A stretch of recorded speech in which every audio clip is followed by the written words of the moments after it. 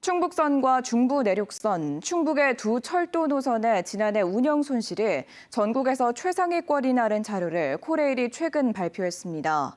이에 따라 철도 요금 인상을 추진할 것으로 보이는데 두 노선은 아직 미완성이거나 고속화를 앞두고 있어 현재 적자만 봐서는 안 된다는 반론도 제기됐습니다. 허지 기자가 보도합니다.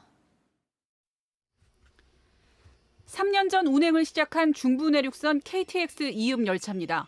지난해 이용객이 한 달 평균 10,000명밖에 안 됐습니다. 코레일에 따르면 운영 손실이 지난해 전국 19개 적자 노선 가운데 두 번째로 컸습니다.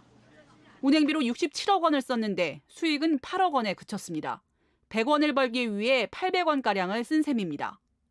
충북선 역시 열차 운행을 위해 254억 원을 투입했는데 44억 원의 수익을 올려 전국 24개 노선 가운데 운영 손실이 세 번째로 컸습니다. 13년째 인상되지 않은 철도 요금 탓이 크다는 게 코레일 안팎의 설명입니다. 하지만 충북 두 노선의 경우 불편한 노선이 이용객 감소로 이어졌다는 분석도 많습니다. 특히 중부 내륙선의 경우 지난해까지만 해도 충주에서 서울까지 두 차례 환승이 필요해 고속버스 이용 시간보다 길었습니다. 그러다 지난해 말 판교까지 연결되며 노선이 확장 개선됐는데 이후부터 상황이 달라졌습니다. 지난 7개월 이용객은 20만 5천여 명으로 한 달 평균 이용객이 지난해보다 3배 가까이 늘었습니다.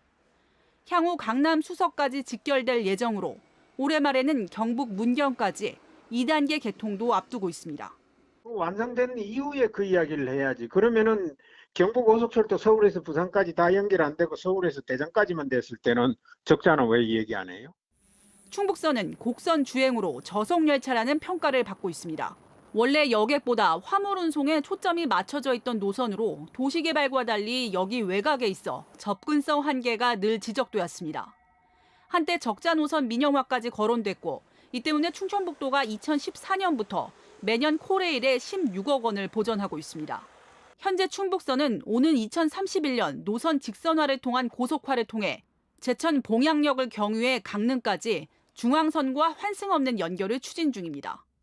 청주공항에서 제천과 충주까지는 각각 1시간 17분에서 47분, 그리고 45분에서 29분 정도로 단축될 예정입니다. 빨라진 열차 속도로 충북선 주변에 있는 다른 노선들과 연계 운행이 쉬워져서 철도 운행의 효율을 극대화시킬 수 있습니다. 현재 코레일은 충북 두 노선을 포함한 전국의 적자 노선이 19개에 달해 한 해 평균 3천억 원이 넘는 적자를 내고 있다며 우선 서울 부산 간 KTX의 요금 인상부터 요구하는 상황입니다. 지난 13년 동안 물가 안정 때문에 인상을 거부해온 정부가 어떤 결론을 내릴지 관심이 집중되는 가운데 충북 두 노선을 단순히 대표 적자 노선으로만 거론하기엔 무리가 있다는 지적도 나오고 있습니다. MBC 뉴스 허지입니다.